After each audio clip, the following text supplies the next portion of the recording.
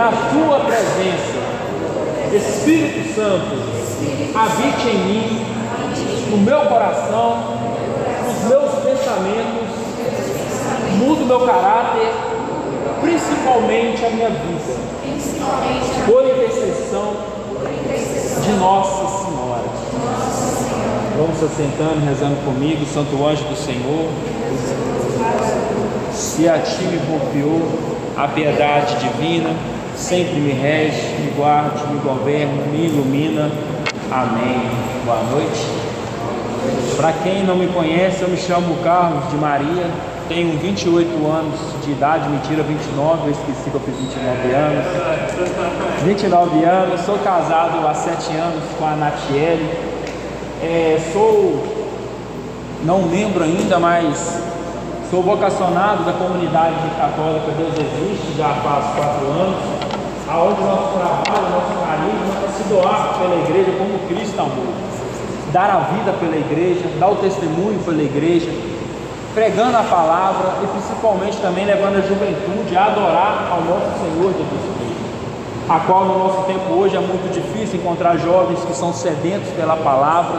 Nós encontramos muitos jovens que são sedentos por vaidade, por emoções, pelo chorar, pelo se emocionar, pelo se arrepiar, mas o que nós trazemos aos jovens hoje não é somente o emocional, mas sim realmente a mudança de vida concreta a partir do batismo do Espírito Santo.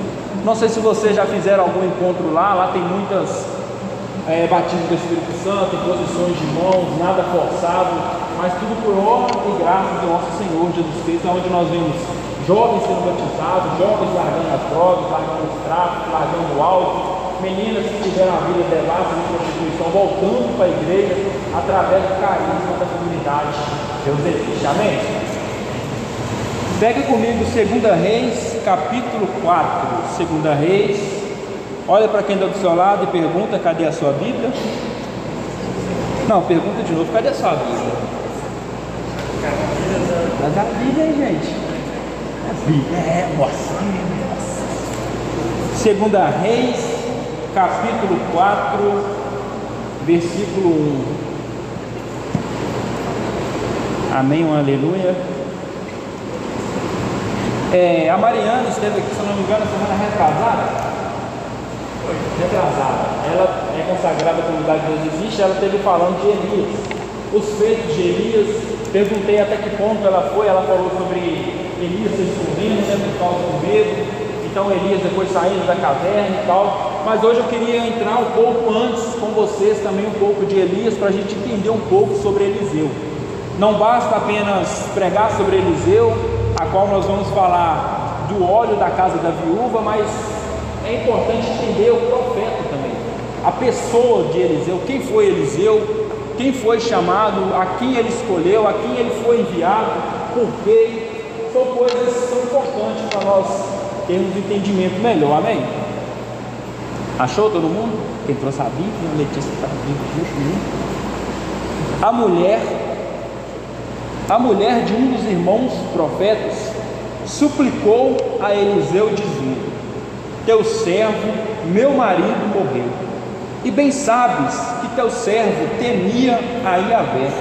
Ora, veio o credor para tomar meus 2 filhos e fazê-los escravos. Eliseu lhe disse: que posso fazer por ti? Diz-me que tens em casa. Respondeu ela: tua serva nada tem em casa, a não ser um vaso de óleo. Então ele ordenou: vai e pede emprestados a todos os teus vizinhos ânforas vazias em grande quantidade. Repete comigo: ânforas. De novo: ânforas. Depois entra, fecha a porta atrás de ti e de teus filhos e derrama o óleo em todas essas ânforas, pondo-as de lado à medida que foram ficando cheias. Ela retirou-se, fechou a porta atrás dela e dos filhos. Estes lhe apresentaram as ânforas e ela as enchia. Ora, quando as ânforas ficaram cheias, ela disse a seu filho: traz mais uma. Mas ele respondeu: não há mais nenhuma. Então o óleo parou de correr. Ela foi informar o homem de Deus, o qual disse: vai, vende esse óleo e paga a tua dívida, e vivereis tu e teus filhos do que restar. Palavra do Senhor. Uma salva de palmas para a palavra de Deus. Nós estamos diante de um contexto de reinado, aonde 1 Reis e 2 Reis é aquele livro que fala de muitos, claro, né, lógico, reis, aonde Deus levantou vários reis. Quando nós pegamos ali um pouco atrás, lá no livro de Moisés, quando Moisés morre, quem assume o lugar de Moisés é Josué. Então Josué é ainda a liderança, a qual ele vai introduzir o povo que saiu do Egito à terra do Canaã. Então ele introduzindo o povo se estabelece, cria família. Josué morre, então depois entra no livro de Juízes, aonde não são reis, mas são pessoas levantadas para terminar de guiar o povo. Mas o livro de Juízes é um dos livros mais piores que teve na época de Israel, a qual eles sofriam muito, eram muito ainda perseguidos, não tinham uma liderança firme. Então Deus ele começa a levantar ali Gedeon, a qual ele escolhe o menor de sua casa para cuidar daquele povo. Gedeon cuida do povo, depois Gedeon morre, o povo volta à idolatria. Voltando à idolatria, Deus levanta também Sansão, a qual Sansão, ao invés de fazer aquilo que Deus mandou, que é libertar o povo dos filisteus, não, ele é o desobediente. Então ele acaba raspado a cabeça, a qual Dalila conseguiu fazer, aonde ele perde suas forças e termina amarrado em um poste com os olhos furados. Então ali ele dá sua última súplica: Senhor, perdoe-me, a partir de hoje eu quero fazer diferente, dá-me só uma porção da minha força, que eu vou libertar o povo de Israel. Então Sansão novamente retoma a força, o Espírito do Senhor toma ele, e ele empurra uma pilastra, a qual ele mata todos os filisteus que estavam dentro daquele palácio. Com sua morte ele matou mais filisteus do que por causa da desobediência. Então logo depois vai entrar o livro de 1 Samuel, a qual Deus levanta Samuel. Quando os filhos de Eli morrem, ele é um sacerdote. Então Deus levantando Samuel, passa um pouco de tempo, o povo começa a clamar, falar: Senhor, Samuel, fala para Deus que todas as nações têm reis e rainhas, nós também queremos um rei. E Samuel consulta a Deus, e Deus fala: por acaso eu não basto para eles? E Samuel novamente fala para o povo: ó, Deus falou isso, vocês realmente querem um rei? Sim, nós queremos um rei. Então Deus fala: eu vou dar para eles um rei, porém eles vão ser escravizados. O rei vai tomar tudo que eles têm, vai pegar filhos e filhos e levar para a escravidão. Mesmo assim o povo aceita, não, Deus concede o pedido ao povo, aonde a partir de 1 Samuel, a qual ele unge Saul antes de Davi. Aí entra o tempo da monarquia, o tempo do reinado, o tempo onde que vai haver reis, rainha, daí para frente. Então ele levanta Saul também vacilando, e vem aquela toda história de Davi, o menor de sua casa. Então Davi constitui seu reinado, fica ali entre gerações, algumas descendências. Então ele morre, entra Salomão, depois Salomão, filho de Salomão, e daí os reis foi só caindo em idolatria, levando o povo a pecar, um atrás do outro, a qual Deus levanta Elias, que é um profeta, um tesbita, retirado das montanhas, de um lugar que, se for olhar pela geografia, é um lugar montanhoso, um lugar que ninguém conhece. Não se sabe muito a vida de Elias, quem é seu pai, quem é sua mãe, a quem ensinou ele a ser um profeta, mas nós sabemos que Deus olha para ele, e ele entra dentro do palácio e se dá de cara com um jovem chamado Rei Acabe. Rei Acabe é qual? Ele é levantado para cuidar do povo de Israel, porém que ele se casa com uma mulher chamada Jezabel. Todo mundo já ouviu falar de Jezabel? A verdadeira mulher do campo. Então ele se casa com ela, ali rola muitas prostituições, aonde era deliberado o homossexualismo, era tudo de muito pensar que acontecia dentro daquele reinado. E Acabe ia na onda de Jezabel, se prostituindo com o deus Baal, com o deus de Aserá. Então aparece um homem chamado Elias, que entra dentro do palácio, olha para eles e fala: pela minha palavra não choverá a partir de hoje. Elias ele é tão íntimo de Deus, que não é pela palavra de Deus, mas é pela minha palavra, de tamanha intimidade que ele tem com Deus. Por que não chove naquele lugar? Porque se chove, o povo cultua o deus Baal, que para eles é o deus da chuva. Se chove, molha o gramado, vai crescer vegetação, e onde eles cultuavam um outro Deus chamado Aserá, que é o Deus das vegetações, a deusa das verduras, das frutas. Então, se eles colhem fruto, cultuavam Aserá. Então Elias, olhando aquele contexto de idolatria, fala: pela minha palavra não choverá a partir de hoje. Então fica 3 anos sem chover. Não chove, eles não cultuam Baal, não colhem fruto, não cultuam Aserá. Porque Elias quer mostrar para eles que o Deus de Elias, o Deus da qual levantou ele, é o Deus da vegetação, é o Deus da vida de todo mundo, é o Deus da chuva, é o Deus do tempo. Não existia outro Deus a não ser o Deus de Israel, a qual levantou Elias. Então Elias caminha um pouco à frente, chega no monte. Elias, ele convoca 450 profetas de Baal, a qual só Elias, que está ali, profeta de Deus, e do outro lado 450 profetas de Baal. Então ele propõe um desafio para o povo. De um lado 450 profetas de Baal, do outro lado só Elias, profeta do nosso Senhor, e a lateral o povo de Israel. Porque o povo de Israel está em dúvida: qual Deus que eu vou servir, qual Deus que eu vou me lugar, qual Deus que eu vou adorar. Então ele propõe um desafio para os profetas: olha, vamos fazer um sacrifício. Colocamos um sacrifício em cima do altar.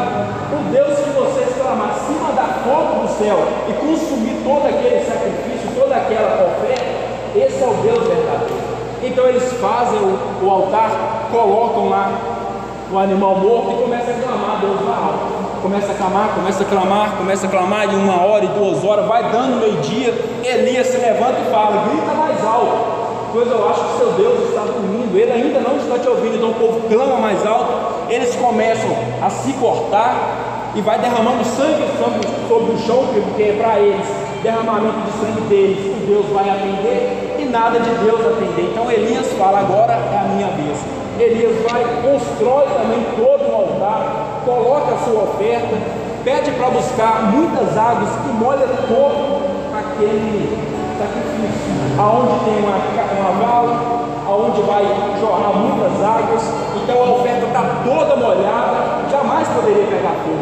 E Elias faz o seguinte, uma oração: Senhor, se tu és realmente o Deus de Israel, que caia fogo sobre essa oferta. Em menos de um minuto venha fogo, consome toda aquela oferenda, toda aquela oferta. Então o povo de Israel, vendo aquilo, Elias pega e passa a espada os 450 profetas de Baal, a qual era profeta de Jezabel. Então Jezabel fica sabendo o que Elias faz, e Jezabel promete uma coisa: matar ele. E aí, eu acho que foi onde a Mariana chegou com vocês, onde ele estava escondido, com medo, chorando, por aí. E aí ele se esconde, ele corre. Por que Elias corre? Um homem de Deus, um homem que toda hora clamava fogo do céu, caía fogo do céu, matava as pessoas. Tem um exército que vai buscar Elias. Elias falou: Senhor, se eu for realmente um homem de Deus, que derrama fogo sobre eles, realmente caía fogo 3 a 4 vezes na hora. Então, mas ele tem medo de uma mulher chamada Jezabel. Então ele foge, ele se esconde, ele está debaixo de um pé de uma árvore e começa a clamar a Deus, pedindo a morte. Então Deus começa a cuidar de Elias, porque Elias já está cansado, Elias já está sofrendo, Elias já vem de muito tempo profetizando, fazendo curas, fazendo milagres. Então vai chegando o tempo que o profeta vai se desgastando, ele vai se cansando. Então Deus olha que está na hora de arrumar um sucessor para ele, um servo para ele. Então Deus olha para ele, um anjo fala com ele, ele entra dentro da caverna onde ele fica escondido, esperando Deus passar. Então começa a ter uma epifania do Senhor, a manifestação de Deus começa a passar. Passa um vento forte, não é Deus que está no vento forte. Passa um vento mais forte, balançando os bocheiros, não é Deus que está também. Mas quando passa uma brisa leve, Elias cobre o seu rosto e vai para a porta da caverna, e Deus fala com Elias: Elias, o que tu fazes aqui escondido? E ele fala: Senhor, só quero morrer. Estou cansado, estou sendo perseguido. Ela já matou todos os profetas que existiam, agora quer me matar, eu não aguento mais. Então o que ele fala? Vai mais para frente, unge 2 pessoas, o outro no seu nome, mas o outro é Eliseu. Então ele chega à frente, ele vê um homem trabalhando, cuidando da terra, arando a terra, com mais de 10 juntas de boi. Então ele olha Eliseu trabalhar. Eu imagino Elias olhando aquele homem trabalhando, o cuidado que ele tem de arar a terra para fazer o seu plantio, o amor que ele tem pelo seu serviço, a qual se ele faz bem aquele ofício, imagina o que ele pode fazer com Deus guiando ele. Então Elias olha ele, Elias vê que realmente ele é o que Deus escolheu, chamado Eliseu. Ele joga a cara dele sobre Eliseu como que está passando autoridade para Eliseu.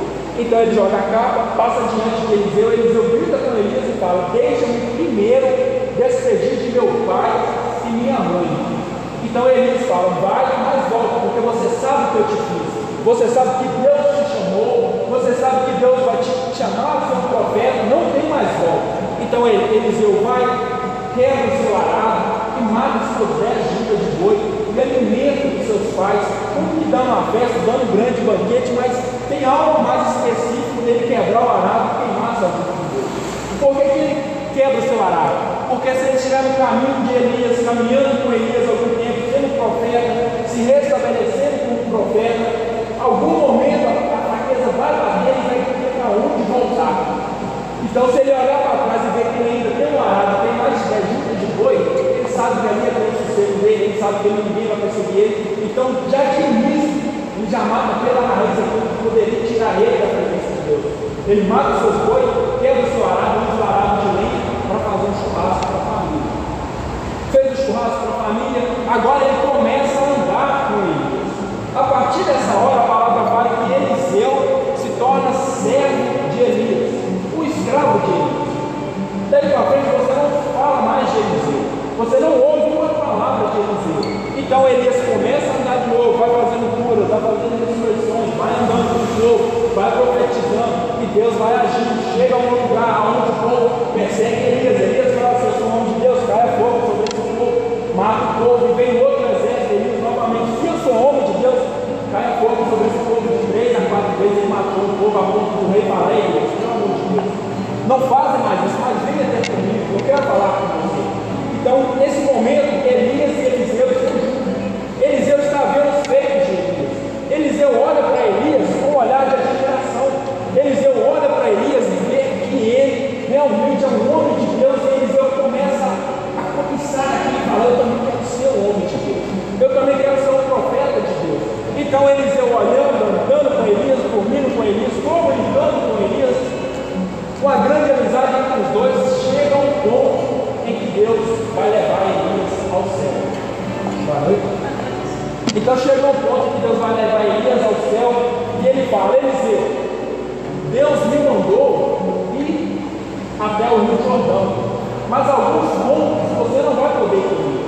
E Eliseu fala: Senhor, pela tua vida e pela vida de Deus, eu vou contigo. E ele vai atrás de Elias. Pelo caminho, alguns profetas vêm e falam com Eliseu: Eliseu, o seu ânimo vai ser retirado de você sobre a sua cabeça, não vai. E Eliseu, muito grosso, fala: cala a boca, eu vou atrás. Então continua atrás de Elias. Então ele vai atrás de Elias. Elias novamente fala: Eliseu, eu estou indo até Betel, não vai atrás de mim, porque Deus vai me arrebatar ao céu. E Eliseu fala: Senhor, pela tua vida e pela vida do Senhor, eu vou atrás de você. Chegando ao certo ponto, novamente outros profetas, a qual a Bíblia não dá o nome, fala com Eliseu: Eliseu, você sabe que o seu rei será tirado de você. E Eliseu novamente: cala a boca, eu sei o que eu estou fazendo. Por quê? Eliseu olhava aquele homem não como Deus, mas Eliseu olhava aquele homem como uma autoridade, como uma unção que ele também queria ter, que ele também queria dar, ele também queria fazer aqueles feitos, ele queria ser usado por Deus como Elias era. Então ele olhando aqueles feitos, aquilo toma o coração dele ardentemente, e ele está disposto a pagar qualquer preço para ter aquela unção. Então chega ao Rio Jordão, Elias novamente fala: Eliseu, vou atravessar o Rio Jordão, não vem. E Elias fala, e Eliseu fala: Elias, pela tua vida e pela vida do meu Senhor, eu irei. Então ele vai, Elias pega o teu manto, bate o manto sobre o Rio Jordão se bate no meio, e os dois passam a pé enxuto. Do outro lado do Rio Jordão, existem 50 profetas, a qual estão olhando aqueles feitos, estão olhando Eliseu e Elias atravessar bem enxuto o Rio Jordão, e eles não queriam seguir Elias.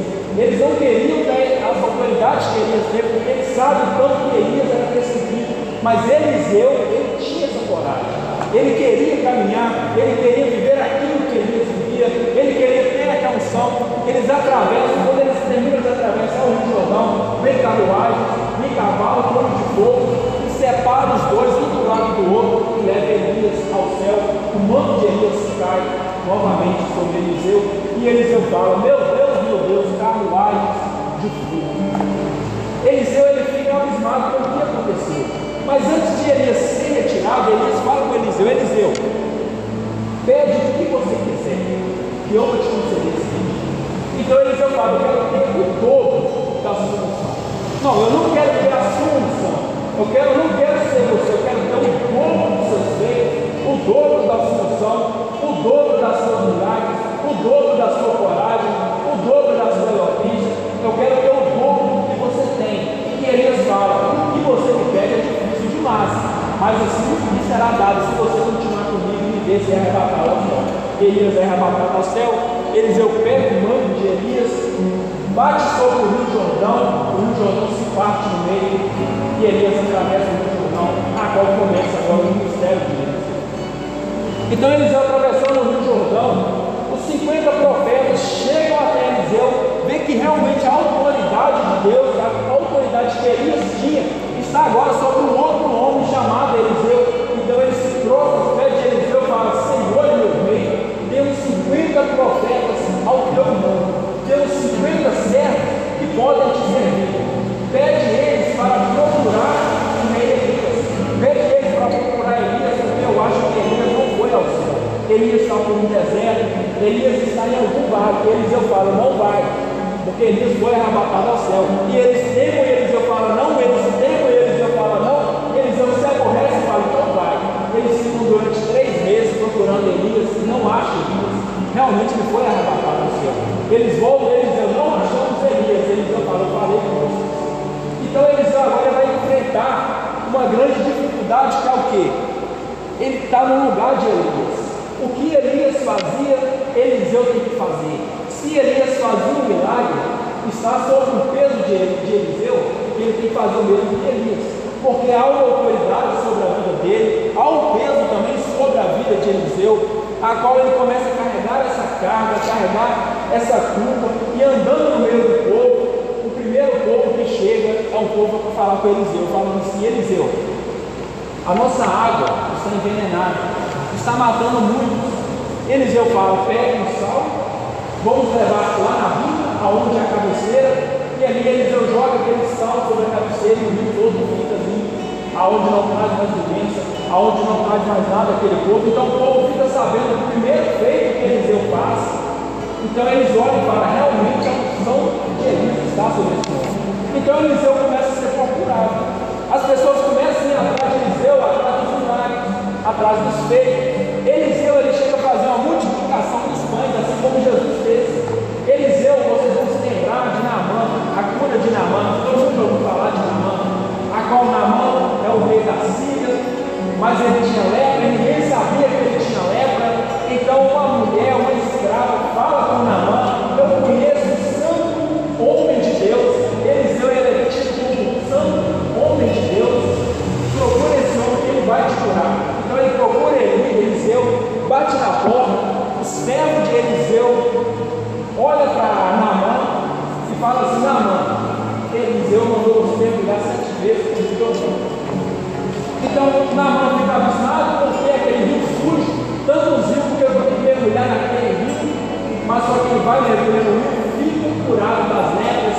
O nome de Eliseu se espalha por toda a face. E aqui onde nós vamos nos encontrar é sobre uma mulher, uma viúva. Essa viúva não se sabe o nome. Nós sabemos que ela se encontra em um contexto de dor, em um contexto histórico que ela está prestes a perder os seus filhos, porque é uma mulher que o homem dela, o marido dela, também é um profeta. Porém o marido dela morre e deixa várias pendências a ser pagas, deixa muitas contas para trás. E naquela época, se o marido morresse, deixasse conta, ou até mesmo o marido vivesse e não conseguisse pagar as contas, eles entravam dentro de casa, penhoravam tudo para pagar as contas. Não dando conta, eles pegavam o marido, ou eles prendiam as esposas, ou até mesmo os filhos. Então eles iam atrás dessa viúva para pegar os filhos dela, para levar para a escravidão, para pagar o que o marido deixou para trás. Então Eliseu chega nessa mulher, ele olha essa mulher, e essa mulher fala, a primeira coisa que essa mulher fala com ele: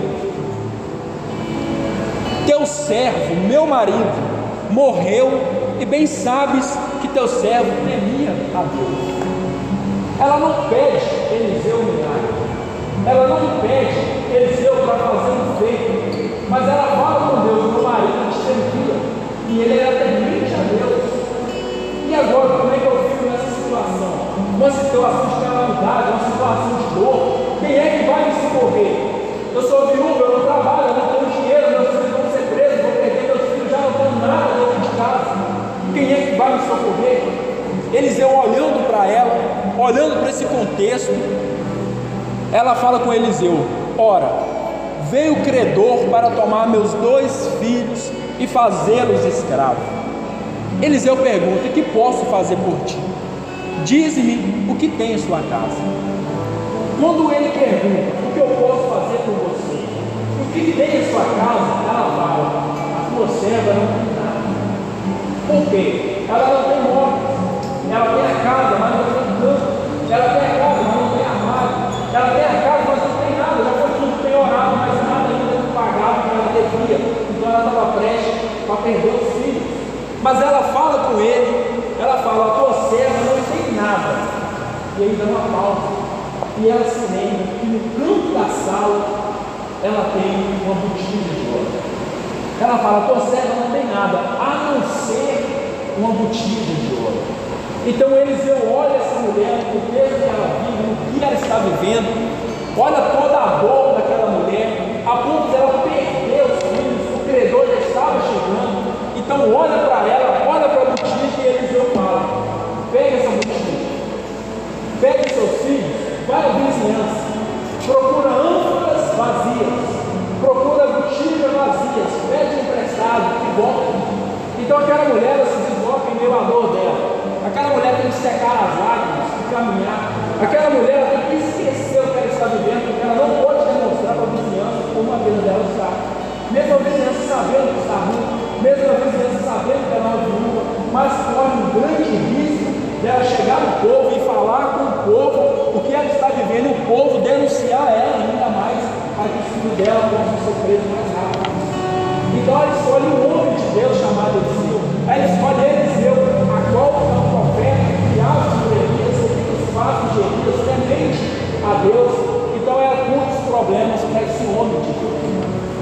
O que eu quero perguntar a vocês, para nós fazer um exame de consciência: quando você está com problemas, quando você está triste, deprimido, solitário, depressivo, a quem você recorre? Quem você procura? Você procura qualquer pessoa pela rua fora? Ou você procura aqueles amigos que estão com você na hora boa?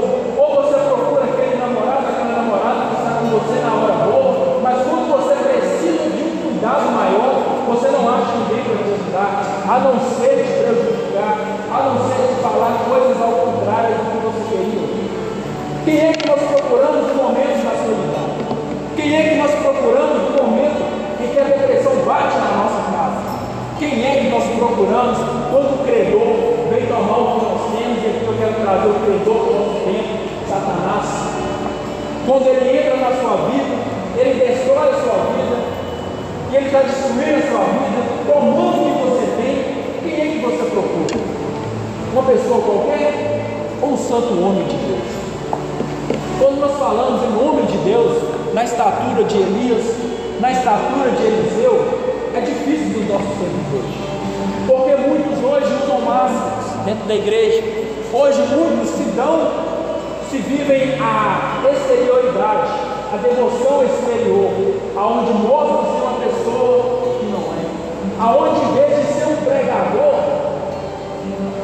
é um lobo em meio às ovelhas, aonde em vez de ser um líder, é um lobo em meio às ovelhas. Por quê? Quando as pessoas procuram alguém que eles acham que é de Deus para perguntar algo, para conversar, para tentar buscar uma revelação de Deus na vida dela, aquela pessoa que se dá como um homem ou uma mulher de Deus, quando ela recebe a notícia, ela fala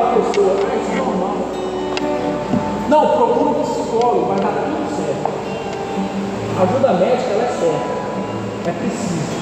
Mas antes da ajuda médica, existem sacramentos que precisam ser vividos. Antes da ajuda médica, existe a espiritualidade com Deus. Antes da ajuda médica, existem coisas que nós precisamos reparar em nosso interior, reparar em nossa vida e voltar à comunhão com Deus. Senão nós vamos viver uma exterioridade, senão nós vamos viver como essa viúva, a qual o povo olhava, estava tudo bem, mas quando ela vê Eliseu, ela suplica a Eliseu, porque ela sabe que ele pode ajudar. Ela sabe que Eliseu vai ter uma palavra de Deus para ela. Ela sabe que Eliseu vai resolver o problema dela. Só que Eliseu também quer dar uma lição para aquela mulher, porque as promessas de Deus, elas precisam ser vividas em nossas vidas. As promessas de Deus, elas vão sendo reveladas no nosso cotidiano, mas para a promessa se realizar na sua vida, nós temos que cumprir também propósitos com Deus. Propósito. Não adianta eu chegar e falar, Deus tem uma grande promessa para você, e você dá um glória a Deus, mas não tem propósito com Deus.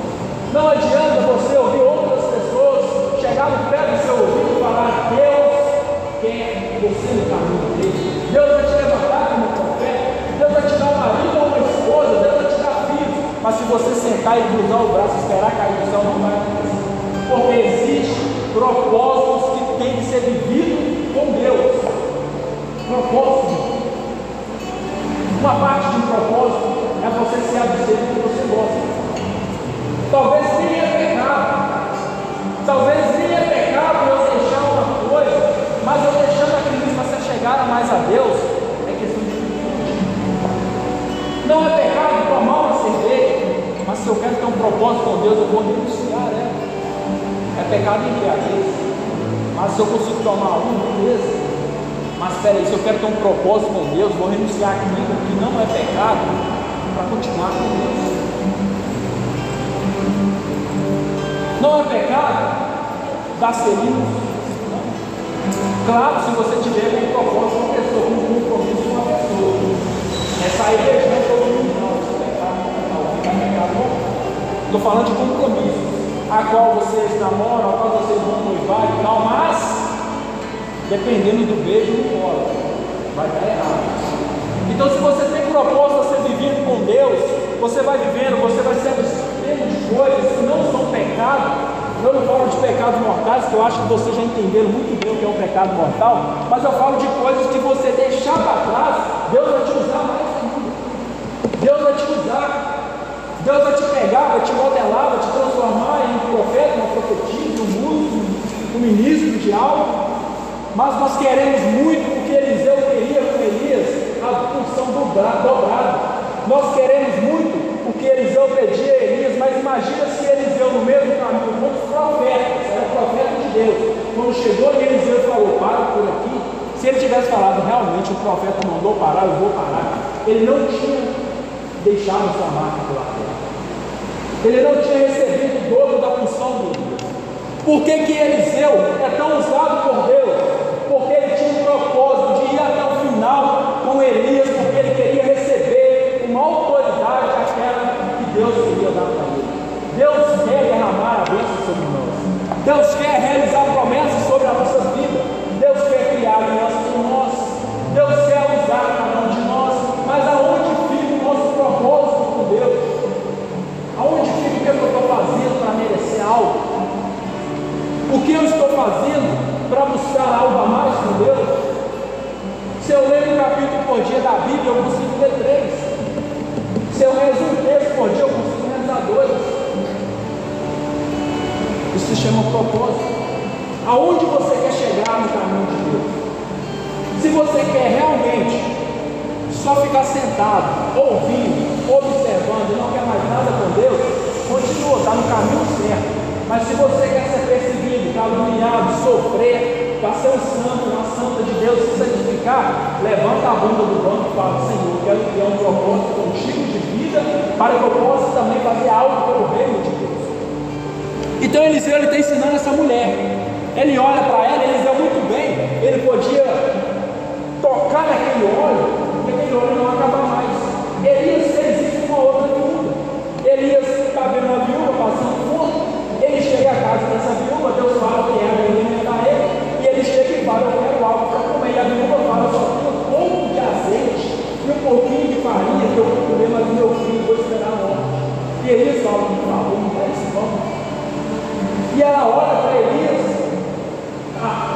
dá o pão para Elias.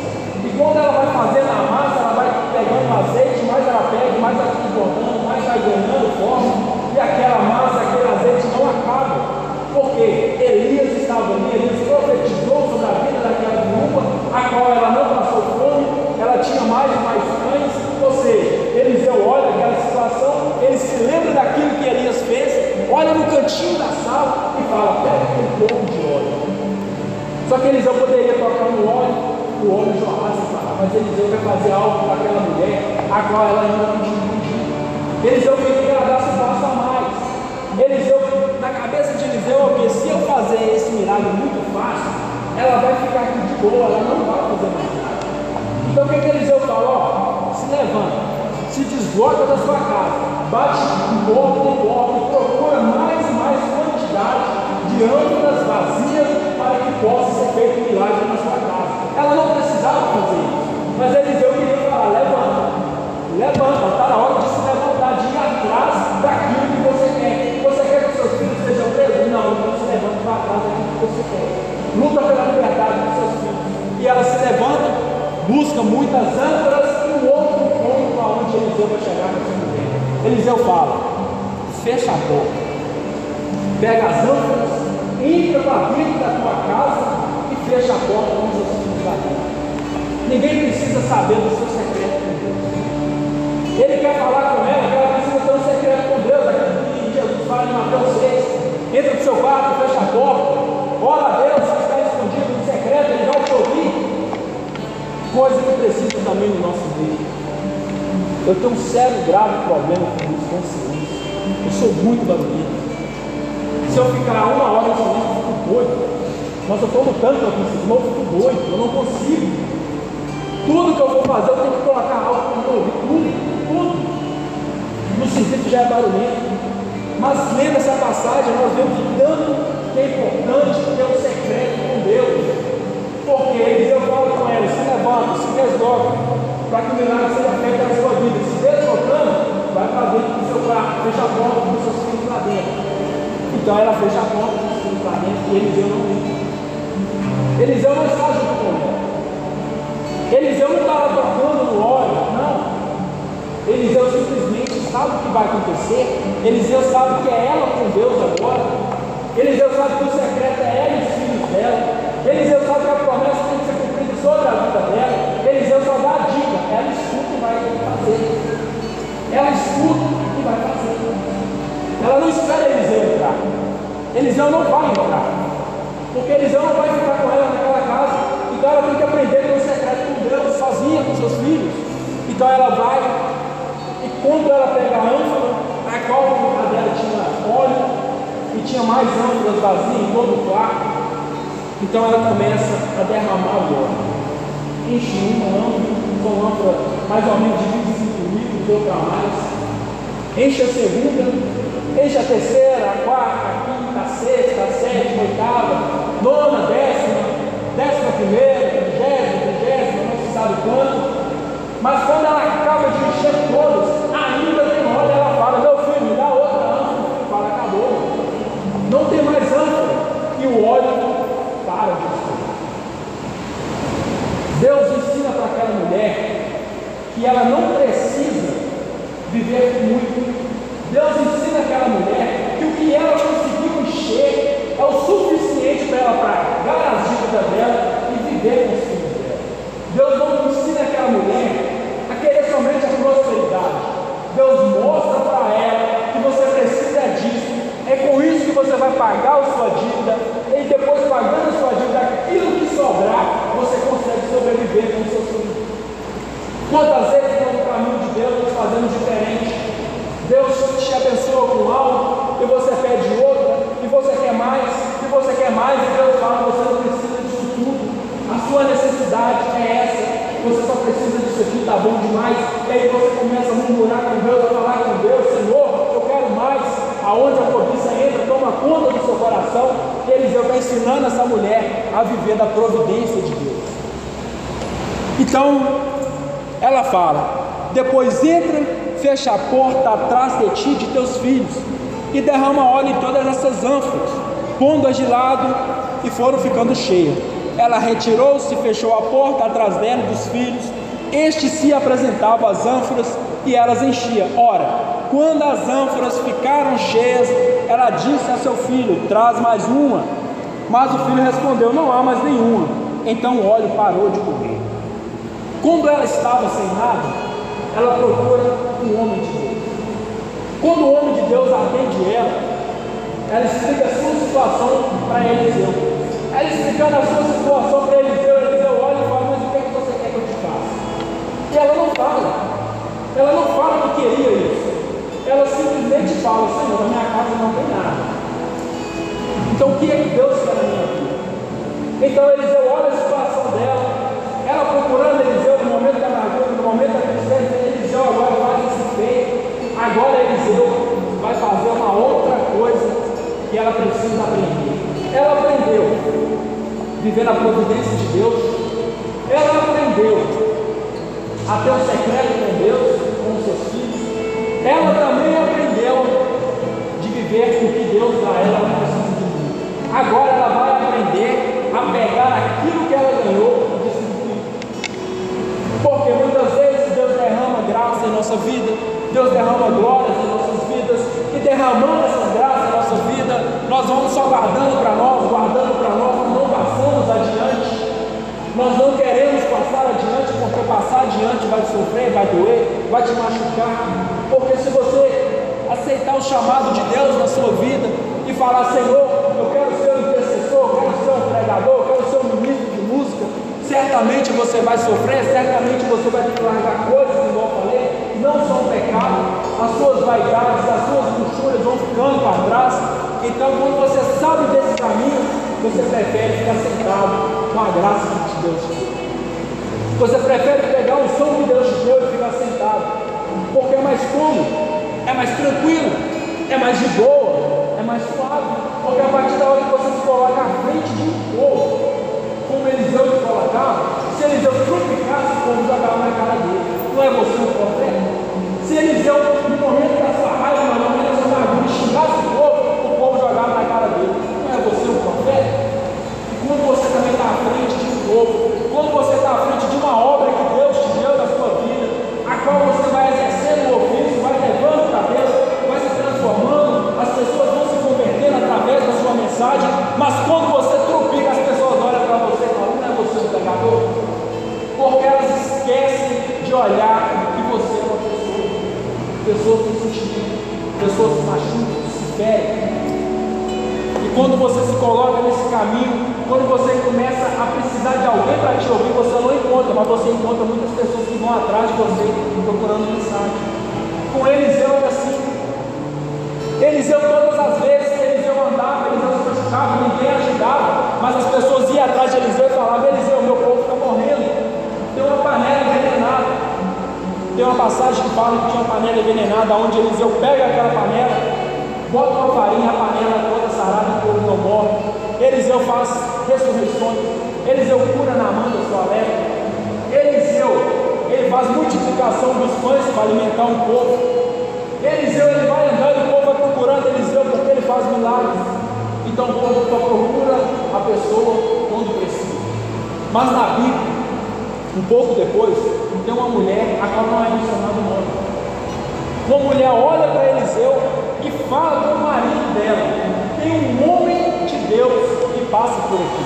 Vou fazer um cômodo para que toda vez que ele passar por aqui, ele durma nesse cômodo, aonde ele vai descansar, aonde ele vai tomar água, aonde ele vai fazer as suas reflexões, porque nesse cômodo tem uma cama, uma mesa, uma cadeira e uma lâmpada.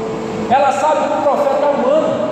Ela não procura ele para fazer promessas, ela não procura ele por causa dos milagres, ela procura ele porque ele, um homem cansado, e olhando a exaltação daquele homem, ela fala: vamos para minha casa, você precisa parar um pouco. Eliseu não quer, e ela insiste, e Eliseu vai e começa a ficar um pouco na casa dele, porque ela reconhece que Eliseu é um homem, além de profeta, é um homem. Então as pessoas, quando você se colocar à frente de um serviço do Senhor, quando você se colocar à frente de qualquer coisa, na igreja principalmente, muitas pessoas só vão olhar para você pelo que você faz. Muitas pessoas só vão olhar para você pelo que você você é, mas não olha o que há dentro de você. Então as pessoas não te procuram para te dar atenção. Muitas vezes elas vão te procurar ou para te criticar, ou para pedir uma palavra de Deus. Então Eliseu fala: ela foi informar o homem de Deus, ao qual disse: vai, vende esse óleo e paga a tua dívida, e vivereis tu e teus filhos do que resta. Ela aprende a viver na felicidade. Eliseu podia muito bem ter pegado óleo, ela pagado as dívidas e continuasse com muito óleo. O óleo naquela época era feito para aquecer, era para colocar fogo em algo, era feito para muitas coisas, remédio, era coisa valiosa naquela época. Mas só que ela olha, Deus olha para aquela mulher e fala: você só precisa disso, paga a sua dívida, fica com teus filhos e vai viver o que resta. Essa mulher aprendeu a ter secreto com Deus, essa mulher aprendeu a procurar o nome de Deus na hora certa, essa mulher aprendeu a se silenciar com a sua vizinhança, essa mulher aprendeu a ter propósito com Deus. Vocês têm propósito com Deus? Qual é o propósito que tem feito com Deus para receber a promessa dele na minha vida? É muito bom falar das promessas, é muito bom falar das bênçãos que vão ser derramadas na nossa vida. É muito bom falar que a ânfora foi cheia, foi restituída. É muito bom falar que Eliseu chega uma mulher e o filho dela está morto e Eliseu ressuscita aquele menino. É muito bom. Mas e o propósito com Deus? E o preço que Eliseu pagava com Deus? Como que ele foi inteiramente entregue à obra de Deus? Como nós cantamos aqui: quero me lançar em ti, quero me entregar a ti. Muitas vezes é da boca para fora, muitas vezes nós não queremos entregar nada para Deus. Nós entregamos um pouco e falamos: está bom demais, e não está bom, você não entregou nada. Deus quer tudo, Deus quer tudo. Deus quer a sua vida com cidade, Deus quer o modo que você comporta, Deus quer você por inteiro. Não adianta seguir Deus pela metade, como eu sempre digo. Não adianta querer só receber as bonanças de Deus, porque Deus ele é justo, ele tem ira. Deus também sente raiva, e essa raiva será cobrada de cada um no final, no julgamento. Como é que são os propósitos com Deus?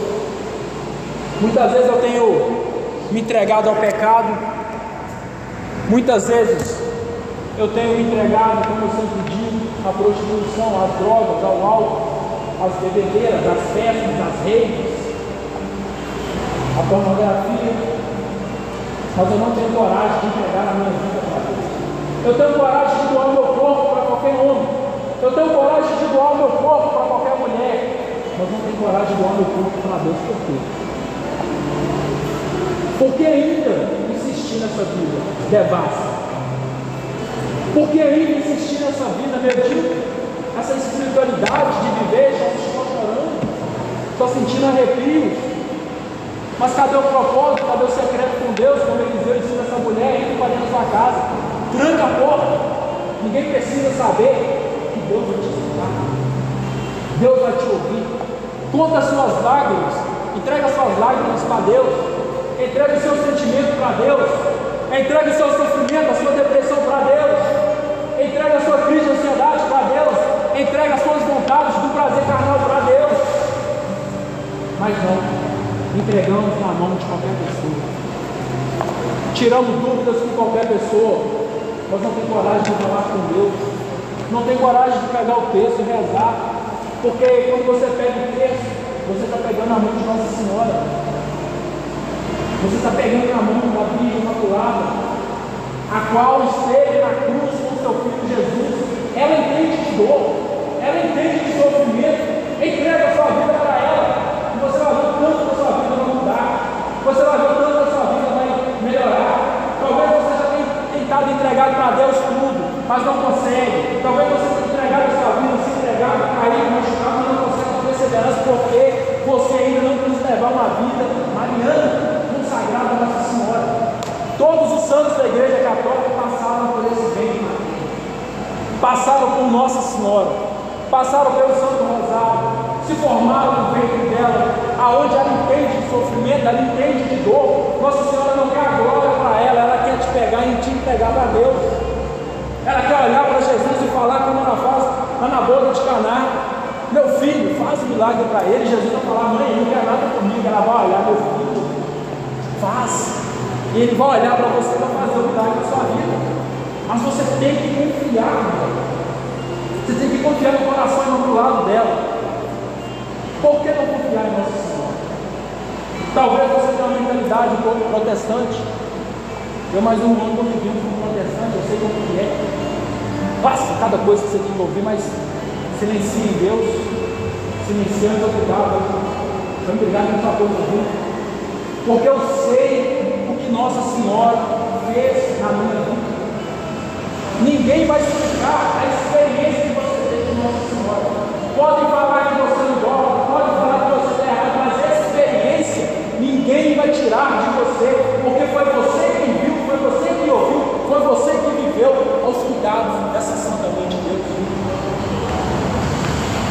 Quer perseverar? Quer ter perseverança? Quer continência na vida de oração? Quer ter virtude? Nossa Senhora. Ah, mas eu consigo sozinho. Consegue. Mas é mais dolorido. Consegue. Mas é mais único. Você vai sofrer demais. Você vai cair demais. Se você confiar nessa mãe, irmão, ela vai te pegar. Ela vai colocar dentro do ventre dela. Ela vai te gerar. Como ela gerou São Tomás de Aquino, Santo Agostinho, que levou uma vida devassa, prostituição. Hoje é o grande doutor e teólogo da igreja. Ela vai te gerar como Santa Teresinha. Todo mundo fala de Santa Teresinha, TT, mas quando pega o escrito de Santa Teresinha, ela não gostava de rezar, não. Ela falava, minha mãe, me ajuda, que eu não quero rezar. Ela não gostava de rezar, mas Nossa Senhora ajudou ela. E ela virou santa. Quando você vê São Francisco Xavier, a qual chega na Índia, olha para aquele povo, e o povo todo idólatra, e ele fala, Jesus é o caminho, o povo fala, não é, e ele fala, vamos no cemitério, o povo vai atrás de São Francisco Xavier, ele ressuscita mais de 20 mortos no cemitério, e o povo que viu aquilo se converteu ao Cristo, consagrado a Nossa Senhora, consagrado a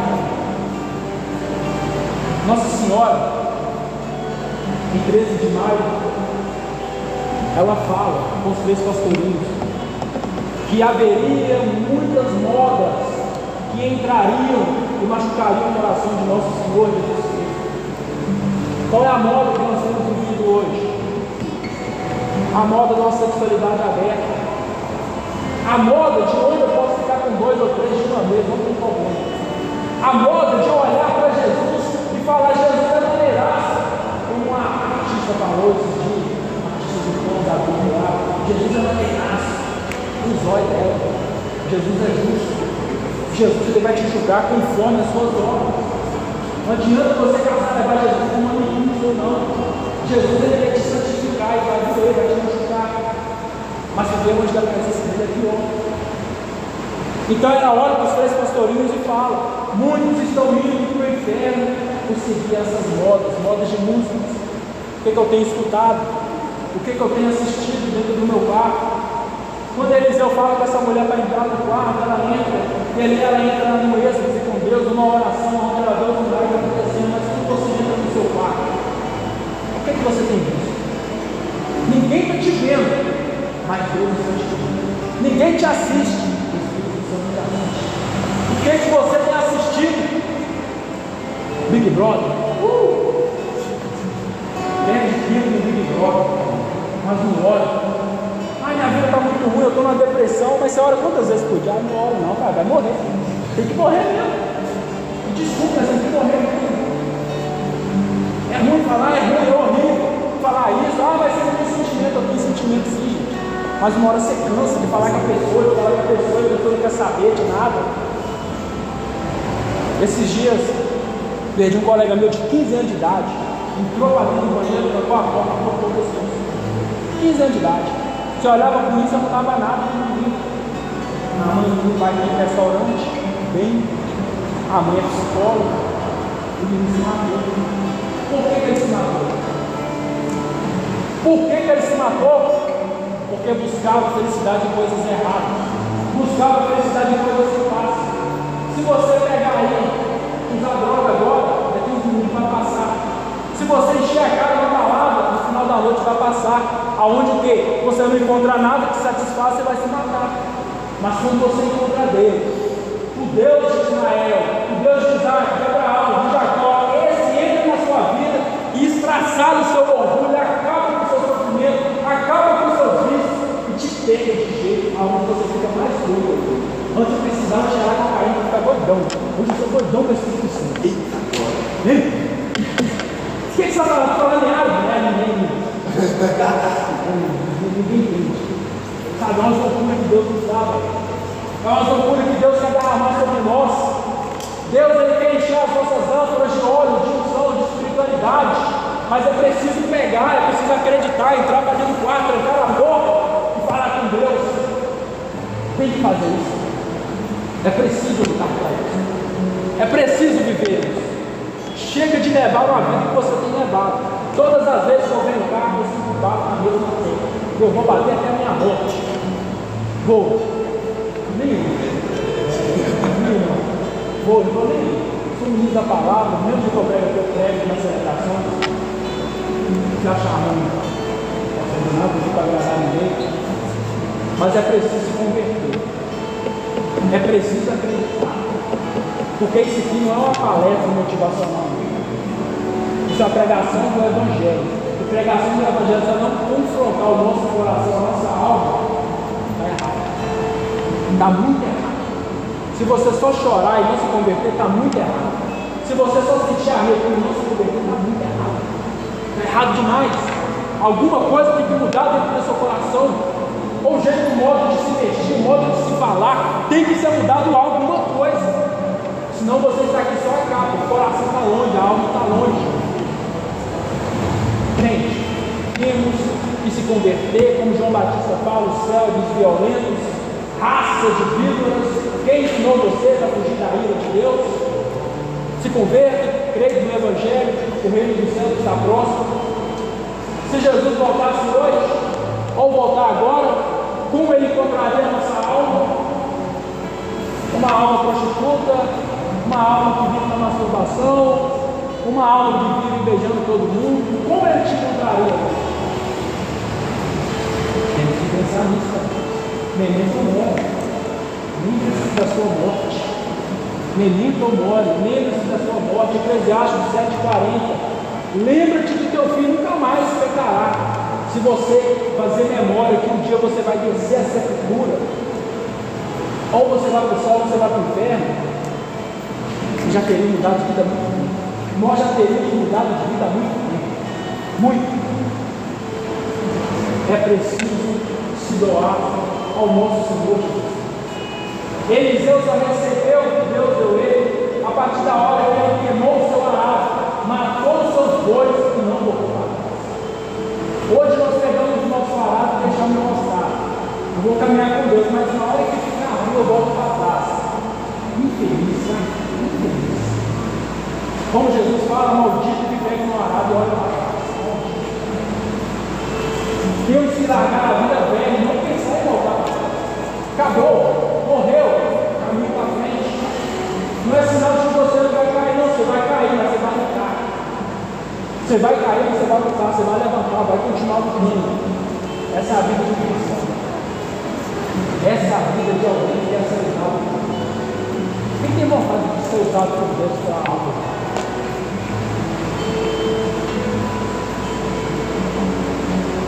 No meio da música, no meio de intercessões, no meio de pregações, no meio de chegar perto de uma pessoa e olhar para ela e falar assim, você não está bem. Você não está bem, o que você tem? Ela derrama de olhos aos seus pés, ao seu colo. Isso são coisas que Deus vai nos dando. Mas chega uma hora da nossa vida que Deus vai te pedir muito. Chega uma hora da sua vida que Deus ele vai te pedir coisas que vai te machucar. Vai chegar uma hora na sua vida que quanto mais você se aprofunda numa vida evangélica, numa vida com Deus, mais você vai se machucar. Mas se você não tiver medo da dor, se você não tiver medo da perseguição, se você for como Eliseu, aonde o povo estava matando o profeta e Eliseu falava, eu não quero nem saber, eu vou continuar indo, e o povo fala, não vai, você está ficando louco, e Eliseu olha, você cala a boca, deixa eu continuar, e Eliseu continua e vai até o final. E quando Eliseu morre, até morto Eliseu faz milagre. Eliseu morre, Eliseu vê o povo no funeral e vê o outro povo morrendo. Parece um povo moabita, não sei, que quer matar aquele povo, porque o povo pega o defunto e joga dentro da cova de Eliseu, o defunto encosta nos ossos de Eliseu e se levanta. Os ossos de Eliseu curavam.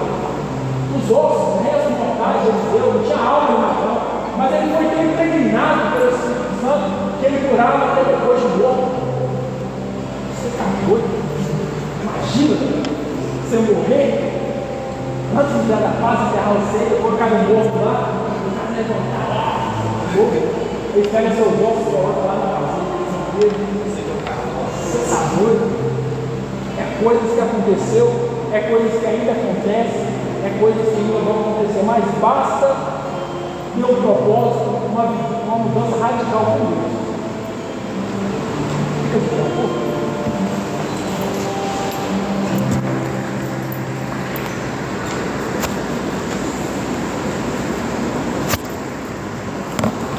Nós ouvimos muitas coisas é falado, nós vamos lendo a Bíblia, estudando a Bíblia e beleza, mas nós temos 10 minutos para experimentar um pouco da ação de Deus. 10 minutos só. Depois você tem a noite toda para fazer o que você tem que fazer, mas 10 minutos. Esquece quem está do seu lado. Olha para quem está do seu lado e fala assim, cala a boca, um minutinho, tá? Deixa em paz. Deixa quieto, porque o Espírito Santo ele quer agir na nossa vida. Ele quer batizar nós. Ele quer se aprofundar na nossa alma. Ele quer marcar a sua alma, o seu coração. Ele quer te pegar e te colocar no doido. Mas é preciso querer experimentar isso no Espírito.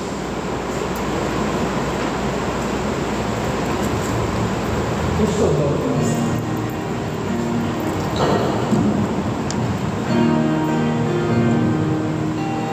Tem sua mão em cima. Eu gostaria que você orasse da forma que você ora. Se você ora em línguas, ora em línguas. Se você não ora em línguas, ora da sua forma neste momento.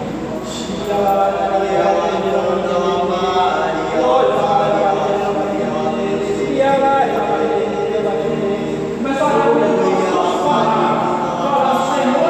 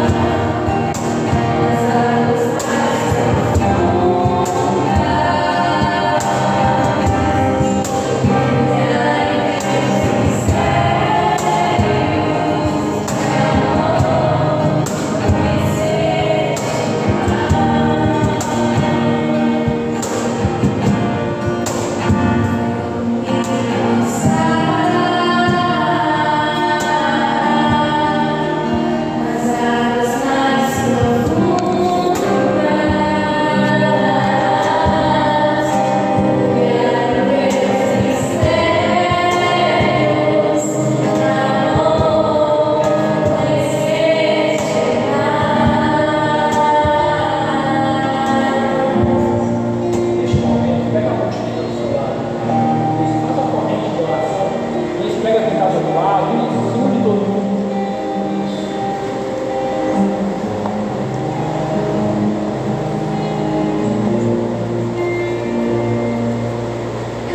Neste momento, uma pessoa que você está com ela na mão, eu gostaria que você orasse na vida dela neste momento. Eu gostaria que você orasse realmente para ela, pedindo a Deus que ela possa perseverar na presença, pedindo ao Espírito Santo para que ela possa realmente viver a vida que Deus quer para ela. Comece a orar dessa forma. Se você quiser impor a mão sobre ela, impõe a mão sobre ela, de vontade. Deixa o Espírito Santo te usar. Enquanto a música vai cantando, vai tocando, vocês vão rezando, vão orando um para o outro, e vão falando com Deus: Senhor, eu te peço sobre a vida dele ou dela, que o Senhor possa derramar hoje o óleo sobre a cabeça dele, o óleo sobre a cabeça dela, a qual ele possa ser modificado, Pai. Dá-lhe perseverança, pede auxílio da Nossa Senhora também, que as pessoas sejam consagradas a Nossa Senhora, que ela seja gerada no reino de Nossa Senhora. Isso, vai orar, isso, ora. Isso, deixa Deus usar você essa noite, deixa Deus usar os seus lábios. Isso, ora a Deus, ora, peça a Deus. Fala com o Senhor, cura, liberta, Pai. Você vai falando com Deus. Hoje você me precisou na vida dessa pessoa. Hoje Deus está te confiando hoje a orar para a vida dela. Então ora. Peça a Deus para a vida dela. Se você sentir vontade de abraçar a pessoa, abraça a pessoa. Deixa Deus te usar. Deixa Deus te mostrar o que Ele quer com ela e o que Ele quer com você.